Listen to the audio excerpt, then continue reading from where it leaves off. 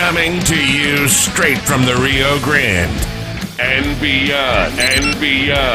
Broadcasting to the four corners of the globe. So grab your seat, your coffee, or your sundowner. Okay, everybody, here we go. On point, as always. This is Gloves Off. Gloves Off. Gloves Off. I'm Professor Buitrón, and today we have a great guest, a person that has changed the views of South Texas towards a more Republican party, and that is Mr. Rolando Rodriguez. How are we doing today, Mr. Rodriguez? You're doing good? Professor, I'm doing fine. Thank you. How about yourself? We're doing fine. We're doing fine here in Laredo. We have a nice little story with you. I want you to explain what you want to do and where we're coming from and what changed your mind. Where did Mr. Rodriguez say, you know what, we have to do something about what's going on with our municipal government and our state and so on and so forth? Yes, well, behind every great movement, there's a story. And there's a reason, for that story, Professor. And my story is, I can say,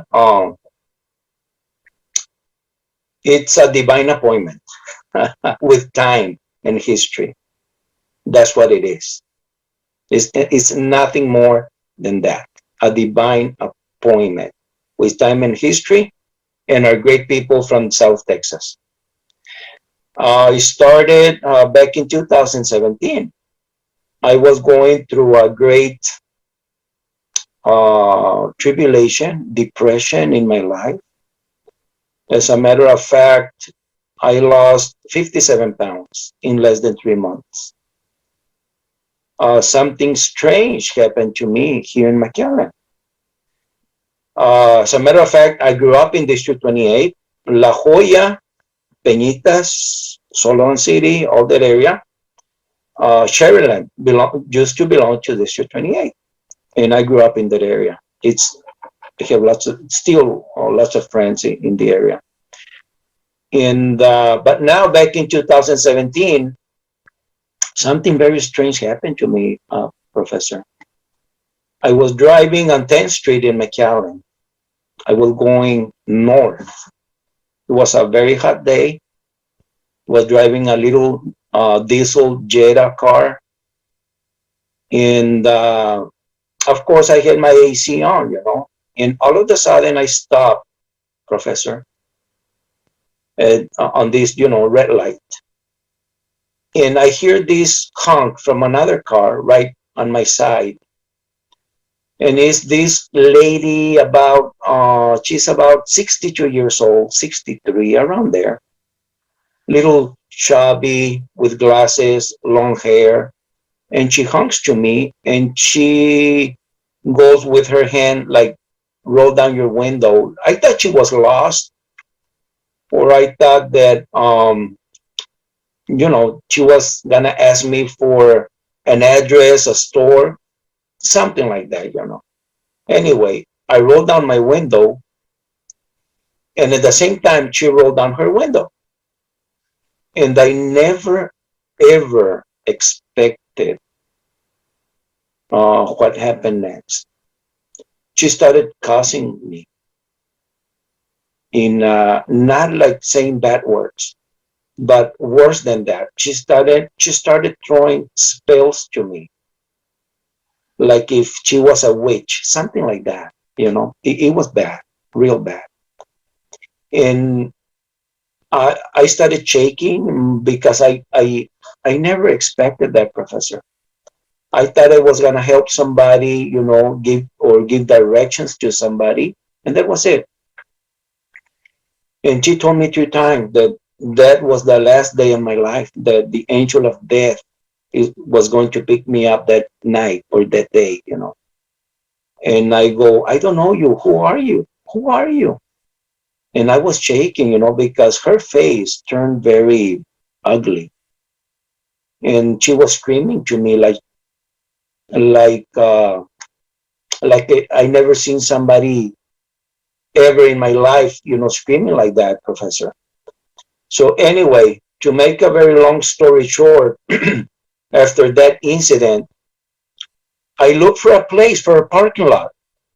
All I wanted to do, Professor, is I just wanted to pray, make a prayer, and say, God, I need my prayer. I found the place. I said, I don't know what's going on. I don't know why this lady started cursing me. I don't know why she told me that it was going to be the last day of my life. And another thing that she said,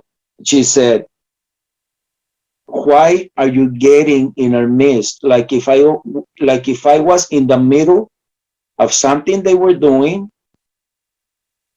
and I was against them, something like that. So I just prayed. But sure enough, Professor, in less than 3 months, I lost my business and I lost 57 pounds. So if we ask, does the spiritual world exist? I can say yes. Yes. If there's a battle in the spiritual world, yes, there's a battle. There's a battle in the physical, there's a battle in the spiritual. So it was just, for me, a bad experience. I lost everything, my business. This is back in 2015, okay? The month of June of 2015. And then it took me more than 2 years to start picking up weight again. And I knew that something was coming that wasn't right, Professor. Then I met, in 2017, this wonderful lady, a pastor from a church from the area. He invited me to a meeting in a restaurant. So I went to this meeting and I met this wonderful lady by the name of Bianca Gracia. And she was there with Mr. Rafael Cruz, that's Ted Cruz's father. And I really enjoyed the meeting. And I said, these people has something good to share and to do in the area. I like everything they said. I really like how Don Rafael Cruz spoke against abortion. And to make a long story short, Professor, I hooked up with Bianca. We became good friends up to right now. And really, we're friends for life. It was a divine appointment. A divine appointment. And that's how I've been guiding my life, by divine appointments. And by this, I don't mean that I'm religious. I'm not. I believe in God. Yes, I believe in God. God is love. Of course, God is love. If in the future people that might see this video, if there's spiritual things that comes against humanity, against human beings, yes, they exist. I'm a witness of that. But overall that, we have divine appointments. And there's a start for new things, for changes that come from up above. And I never thought, Professor, that traveling with this wonderful lady, with Blanca, to different parts of the country, including conferences inside the White House in Washington, that I was going to influence our community a couple of years later in that an area that was blue for more than 100 years, in a period of 6 or 7 months, starting with this person in front of you, a big movement came alive in the area. in now we are about 50-50, 50% red, 50% blue. But that was like an impossible, really. It was an impossible. And Let everything, me let me ask you this: how did you see the change come about? Were people receptive to it? Were people accepting it? Were people against it? How were people in McAllen, South Texas, looking at Republicans coming in? Because I see the way it is here in Laredo, and they're kind of like, they have this mentality: Republicans are for the rich; they don't care about people, and blah blah blah. But we have to start looking at what conservatives are, and yes, and conservatives. And I've always told people, conservatives have always been, if we look at a half a circle and you divide it in half, you've always had conservatives on both sides. Now, in this past several years, conservatives have widened on both sides. yes, Okay, so we have more conservatives on both sides of the spectrum. So a Democrat will vote for a Republican at DB because of the conservative siding of it, and vice versa. yes, In that area, if there's only uh, Democrats running, then, well, of course, they're only going to vote for a Democrat. They're going to vote for the most conservative of the Democrat. Understand? yes. Well, That was um, the Valley. yes, Professor. Historically, Hispanics, we are conservative. Our values, our traditions. If we look back into our history, we're conservative families. This area was founded by conservative families, and I remember my grandmother. She used to uh, put a little chair in front of her. I would sit down in front of my grandmother. She would open the Bible and read something, from the Bible to me since I was a kid. My mom did the same thing with me. And most of the Hispanic families in the area, either we go to one church or another. It can be a Catholic church, a Christian church, or any church. But we go to a church because we believe in God. Another thing, we believe in family. We love. I mean, if we have our tia close, that's a blessing. If we have our abuelita close, that's a blessing. You know how that is in our culture. We love that. Oh, we a comer con mi abuelita. I'm gonna go eat with my grandmother. Why? Because she cooks delicious.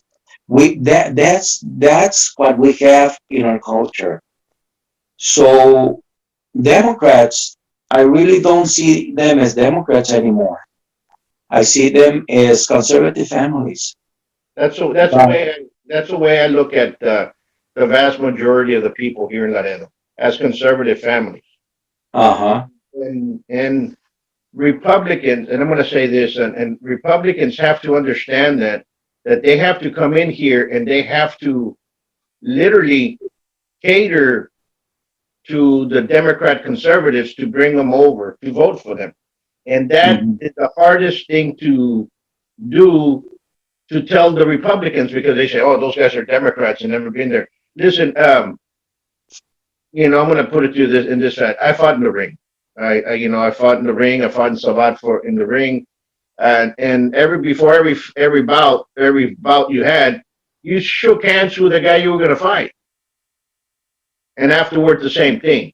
So Mhm. you always have to do that. You have to go over there and convince them. If they don't like you, go talk to them. Maybe they don't know anything about you, and maybe you can switch them. And that's what needs to happen with the Republicans. They literally have to get this chip off their shoulder and say, "Oh, those guys are over there voted Democrats. We're not going to go talk to them," and say, "You know what? Let me go over there and talk to them, and maybe I can convince them because they're conservative." They are conservative. Yes. Yes. Well, my experience here in the Valley, Professor, is that 2 weeks before the 4th of July last year, uh, I received a phone call 3 o'clock in the morning. Bianca and Socorro Pinedo. Socorro is part of our team from California. She's like an investigator. She's always investigating. So they both called me, three-way call, 3 o'clock in the morning. And I go, oh my God, why at this hour, you know? Anyway, they shared with me, you know, what was behind the election, and especially what's behind or what they want to bring to our school system, which is not good, Professor. Okay, No, it's it's not. not good. Right now it's bad. Well, it's gonna be worse if we don't stand up. Okay. So I got a little nervous when you receive a phone call 3 o'clock in the morning, and they told me you need to make videos in Spanish, in español, you know, to educate the Hispanic community, para educar a nuestra comunidad en español. Y yo les dije, I have one video in Spanish, but it doesn't go viral because it's 40 minute long, 48 minutes long. So when we hung up, Professor, something happened there. And it's again a divine appointment. I prayed. I just made a simple prayer, but with my heart. And I turned off the light, I remember, and I just lifted up my hands and I go, God, just give me an idea, you know, to reach my community. Because doing videos, it's good, but it's hard to make them go viral in 2 or 3 days. So I really just pray for an idea, a divine idea, a godly idea, an idea from up above. And it happened, Professor. It is incredible. It happened. When I finished praying and I went to bed, it just came to my mind. Buy 2 flags and put them on the back of your truck and drive with the flags. Something simple, something easy, you know, something maybe a little crazy. So the next day, I went to Lowe's and I bought the US flag. As a matter of fact, my little girl Abigail, she went with me. Then I went home and I told Rhoda, my older boy, I told him, hey, I need to buy a Trump flag. But I don't know where they sell them. I mean, it was the first time, you know, for me, like to look for a Trump flag. They were not that popular at that time, you know. So we Googled and we found a few. We ordered them. 3 days later, I received the package with the flags.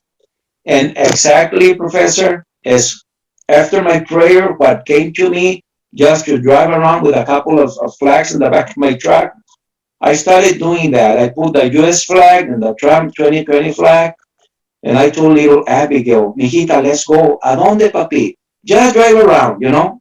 That's it. So we started driving around. I live in Hidalgo, close to the river. I drove from Jackson Street up into McAllen. And when I started entering, you know, the McAllen area, I started hearing, and Abigail too, these honks, beep, beep, beep, beep. I didn't know that it was because of my flags until this truck passes me, they honk to me, and they go like this. And then another one, and they go like this, and like this, and like this, and I go, oh my God. And little Abigail, she was on the back seat, and she goes, Daddy, it's because of the flags. They are, you know, attracting people. So I told little Abigail, you know what? We're gonna do this every day. So the next day we went out again, Professor, and just to be more or less, you know, more accurate, about every 100 humps, I had a thumbs up and 1 thumbs down. About every 100, 1 thumbs down. So there was like a thermometer, you know, in a blue community, Professor, going like this with a Trump flag, and I go, what is going on? It was like a thermometer. It was like a political thermometer in the city, you know. So sure enough, on the 4th of July, I found out that there was gonna be no fireworks, no celebration because of the pandemic. Yeah, and Not in McAllen, not in Hidalgo, not in Edinburgh, anywhere. And I said to myself, I will not let happen. I am going to do something. This is a country where we celebrate freedom, and we will not lose our freedom. So I called a couple of friends of mine from church. My friend Eva Lechiga, Red-Bone Republican, and Demetrio Guerrero from Washington, Red-Bone Republican, and wonderful people, Professor. So I told him, hey, let's do a caravan. There's gonna be no fireworks. Let's do something. So Eva got excited. She said, Rolando, come to my house. I have a few little flags, you know, the United States flag. I will put them on the cars and this and that. So me and Demetrio arrived at Eva's house, and her two daughters were there. So we started a caravan with 5 cars. And we drove for about 3 hours all around McAllen. We were a group of 5 cars, 5 crazy people in a red, in a blue, blue bone Democrat area with the US flag and Trump flags, making history, really making history. At the end of 2 or 3 hours, we were 9 cars. Other people started following us, and we got excited, you know. We took pictures, we made a video, and we finished up with a prayer, you know. And then the next Saturday, we did the same thing. And the next Saturday, well, in between the week, I called Eva and Demencio, and I told them, you know what?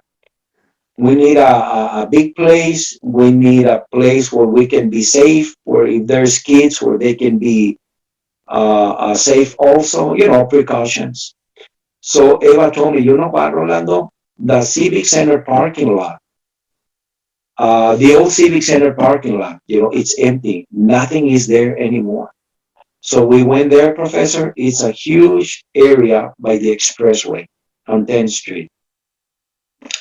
We started our second caravan in that parking lot. We finished in that parking lot, and we started with a prayer, and we finished with a prayer. And something happened inside of me, Professor, that I got on the back of my truck, and on the next Saturday, we were about 13 cars, and we ended up with 18 cars. So it was growing, you know, on the second Saturday. I got on the back of my truck, and I told everyone, we were right at the corner, one of the corners, you know, of the huge parking lot. Mhm. And I told them, look to your back. And everyone, Professor, turned back.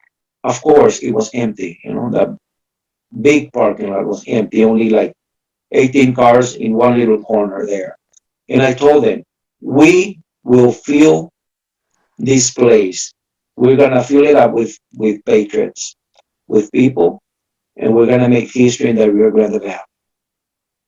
And as a believer in God, I prayed and I said, we're going to do it because God is on our side. As simple as that. Anyway, they turned back. It was empty. But the next Saturday, we got together and it just kept growing. And to make a very long story short, the last Saturday before election, we were close to 6,000 cars. Not only that, when we were about 60 to 70 cars, again, I received this phone call from a lady.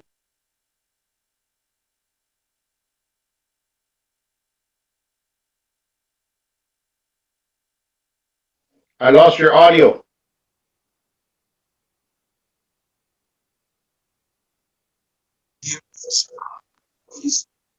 Okay, Okay, right.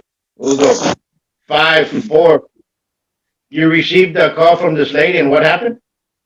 Okay, and she tells me, Rolando, this is what she said exactly. I've been praying, she said. And I feel like God has put in my mind and in my heart to drive around Texas in an RV, and you're going to drive it. Because I used to drive my truck, my diesel truck, with a trailer. So I'm kind of used to drive big vehicles and all that. And then she said, "Can you drive an RV?" I go, "I sure can." And she said, "We're gonna go register people around Texas. We're gonna visit. We are going to go visit people from the GOP in different counties, and we're gonna be campaigning." So I went to Pasadena. We rented the RV. We started traveling around Texas. We did three RV trips in a period of 2 months, more or less. But on the first trip, Professor, we went to 19 cities in 6 days. Sure. In every city, we started a caravan. And I was the one sharing with the people what we were doing in McAllen, how we were reaching out to the community, which at the end, Professor, that was the desire of my heart, to reach my community. I wanted to do that with videos. It didn't work. So I really had to go out there and work with the people. And then with the RV, in every city, in the 19 cities that we visited, we started a caravan. And we left, I call them captains, they're my friends. A captain in every city, they started their own caravans.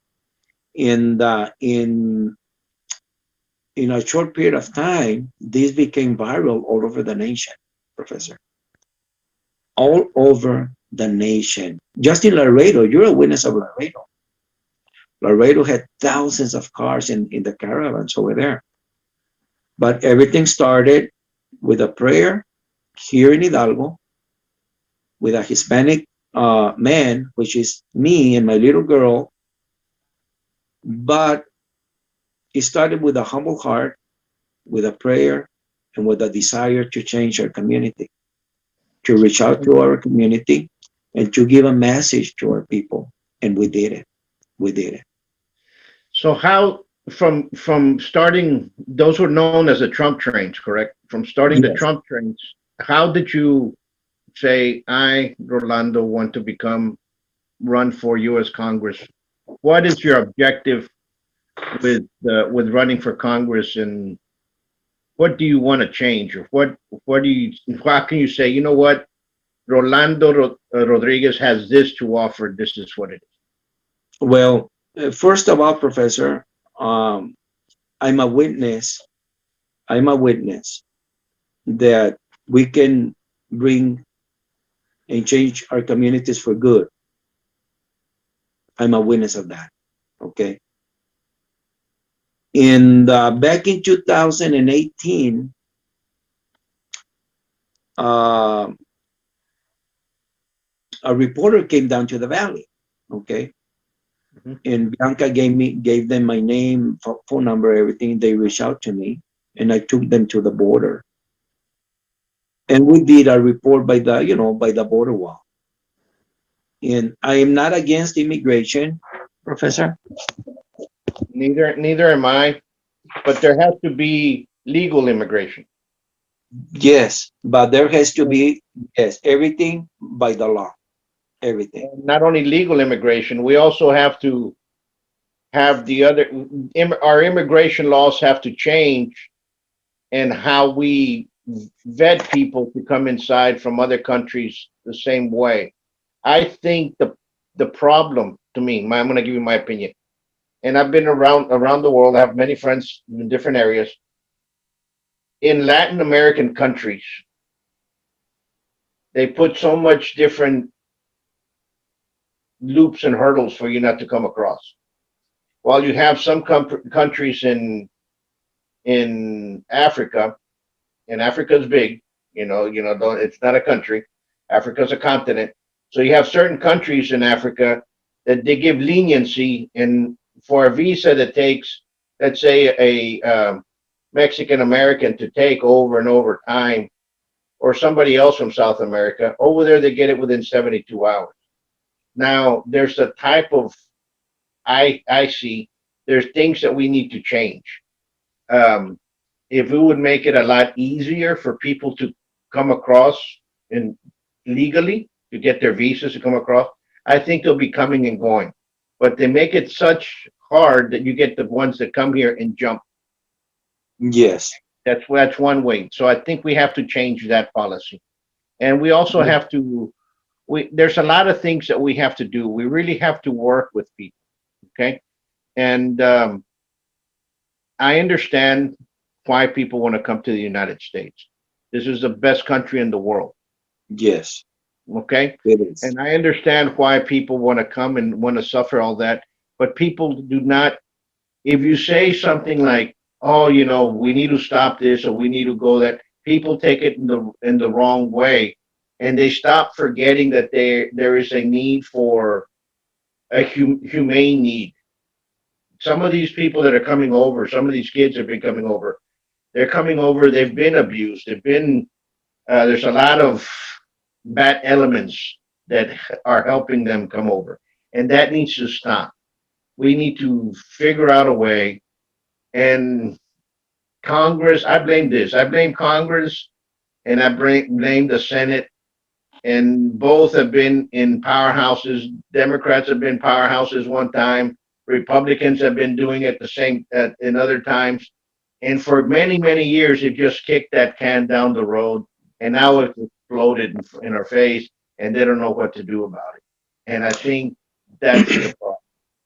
Yes. Well, this is a problem in immigration. They bring the immigration issue to a political platform, and politicians run everything. So, Professor, what we need is we need to pay attention to the people that needs people to work, to the companies. What is their need? If there's like a time that there's no need for people, then there's no need for, I mean, we should not receive people from any country. Absolutely. No, But if, I'm with you 100%. I see where you're going. This is what I would Mhm. like to see. A lot of the people that come over, they come over and they send their money back to their families. Mhm, Okay. mhm. See it over and over and over. Some of them are very great citizens here in the community. Some of Yes. the communities, but they work like in hiding. You can tell, you can see their gestures on how they are. But in other cities, I would say beyond the border patrol line of 21 miles. Okay. Mhm, In mhm. other cities, they have these communities where they're very, very capable of doing business. They have communities that from different areas of Mexico, different areas of different communities from different nationalities that have come in here illegally. They kind of Mhm. receive these communities, which is fine. They help each other out, and they still care for the country that they came here. Boom.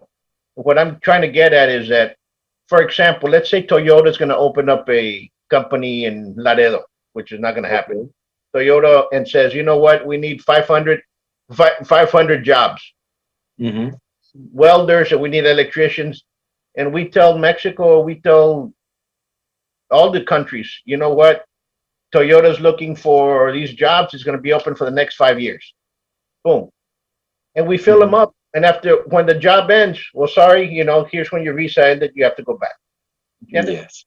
Yeah. I think Yes. we have to have some type of working that they do it Yes. to us in other countries. Why Oh, can't we do? yes. Why can't we do Yes. that to others? Okay. I agree. That's where I was going. Yes. And another thing, they love to go back to their country,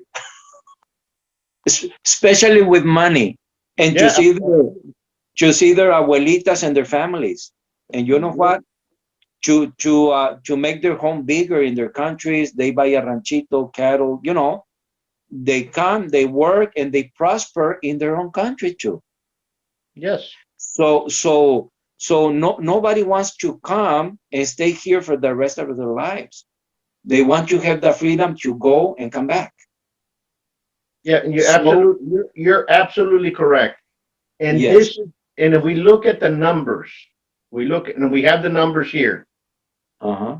I mean, they cross every Christmas in the bridges. Uh-huh. Okay, or every 2 Christmases, you're gonna see people crossing. Ahorita van a empezar aquí en Laredo. Patrones I-35. van bien cargados. Yeah, bien cargado. You know, you're gonna see the lines forever. It's gonna Mm. take you. You don't even want to go downtown because it's gonna. That's all it's gonna be. The traffic's gonna be a jam. And Uh-huh. and in January, they come back through here. Mm-hmm. Mm-hmm. Okay, we have to be able to allow them that. Okay. Yes. Yes. Now I also see wrong a lot of these um, immigrants come in here and they'll join our armed services. They go protect our country and they love the American flag, and then they come back out and they get deported. When they come back out, I don't know if they used. Some say they used to. Some say it's different, but some say before you used to go to the army and come back out, and you had the choice of becoming an American citizen right then and there.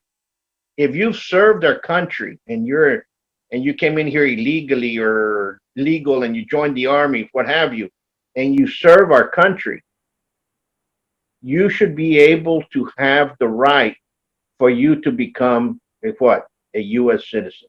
Yes. Yes. Okay? I believe in that too. And Yes. they have to give them that right. I don't know if they're doing it now or not. I might be wrong, but I think we need to give them that right. Yes. But we need to focus, Professor, not on politics regarding the immigration. We need to focus on the need of the nation, of the on the need of the employees. You know, the people that Absolutely. needs the people to work according to their need. That's how immigration should be, Listen, not according to politics. politics, yes. There's a lot of visas. There are occupational visas. Some of them Yes. are for some of them are for nursing. I just got told some of them were for underwater welding or something like that. Somebody told me that, and I was kind of I don't know about that. We have to do some research, but I know for a fact nursing. With during the pandemic, they were bringing in nurses from other country. How come they Yes. didn't open the doors? If you're a nurse and you went and you became a nurse in Mexico or what have you, what country, Canada, what have you, you should, and you want to come over here and work, please do so. I mean, I think we should offer those opportunities because those opportunities are already there for those vocations. How come not for the others? Mm-hmm. Mm-hmm. Yes. Well, I am for that, Professor. I believe in human rights. I hate to hear stories, and it hurts deep in my heart of immigrants that are on their way up here in the, and they get robbed and raped and all these sad stories. We need to finish with that. We need to finish with that. And but we need to take the immigration topic to the real place, to, I mean, not to the political world, but to the need of the nation. If there's a need, okay. If there's 2 or 3 years that we don't need people to work here, okay, we close the border according to the need of our people here. That's how immigration, I think, it should be. And yeah, but I really hate to see or to hear stories that a kid got lost, or things like that. That is that should never happen. Really, it's sad. And another thing, Professor, the reason that I'm running for Congress is because I've been some kind of like injected in these past 3 years with with a passion, with a passion uh, to serve this country, to serve my people, and the experience I've been having since I met Bianca Gracia. To every place we've been, I don't look at it like a political meeting or nothing like that. I look at it as a divine appointment. And that for me works way better than being a politician. I say to myself,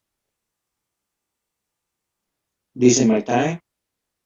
And I ask to our good Lord up there, okay, I'm here.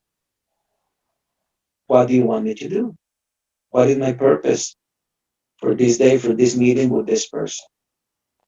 And that's the way I've been, going through life. Not working for myself, but working for everyone.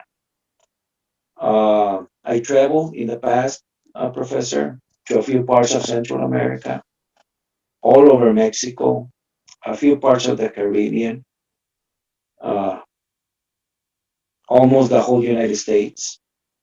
So I have a very clear view, of the needs of our country and of other countries too.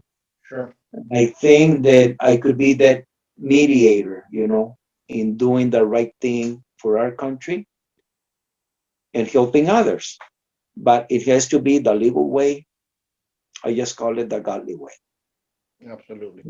The common sense You, way. common sense in the respecting always the sovereignty of every nation.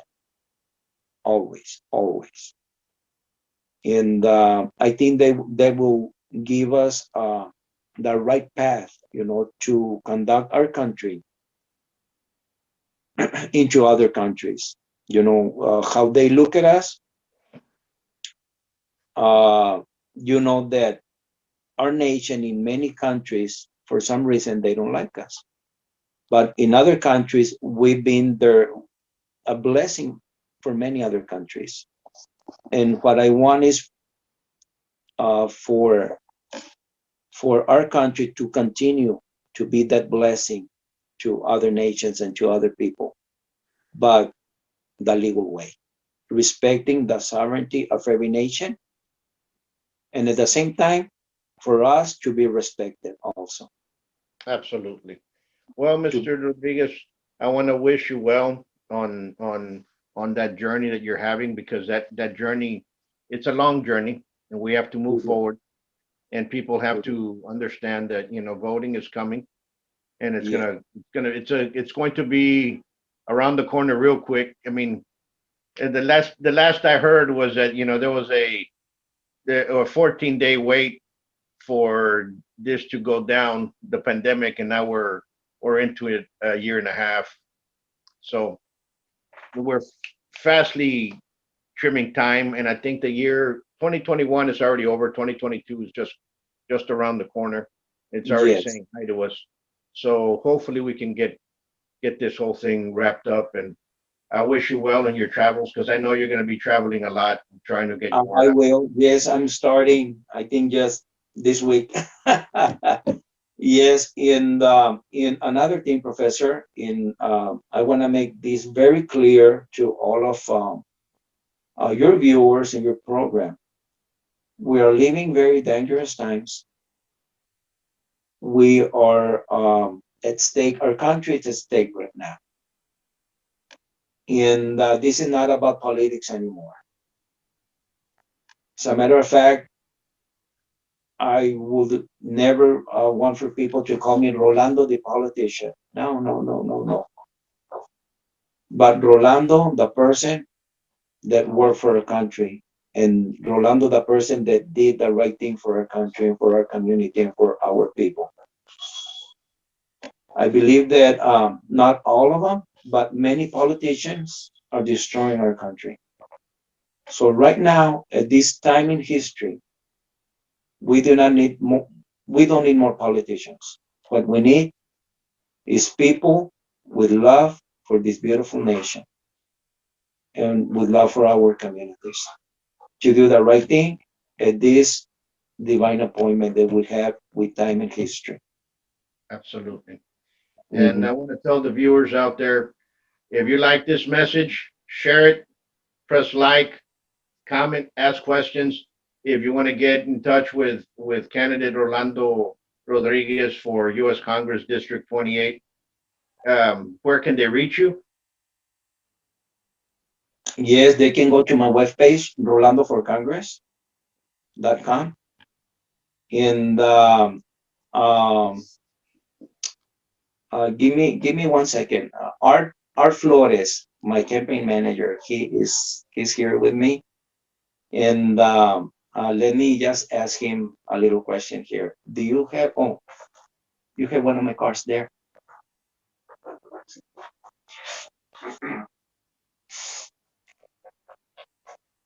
And I want to thank Art in front of you and all your viewers. He's a blessing. He's not helping me for money, really. God has surrounded me, Professor, with people that are doing all this from their heart, not for money, not for any other thing, but because we understand that we are living uh, a very Very troubled times. troubled time. That's the exact word, We troubled live in times. some troubled times, and we better get situated and find out what we have. And I believe in giving people second chances, and they can snap up of it. But if somebody wants to reach you to help you in your campaign, where can they reach you? Yes, okay. Let me give you my information. Okay, rolandoforcongress.com. My phone number, I'm gonna give my phone number, 956-460-4790. This is my campaign number. 956-460-4790. They can text me there.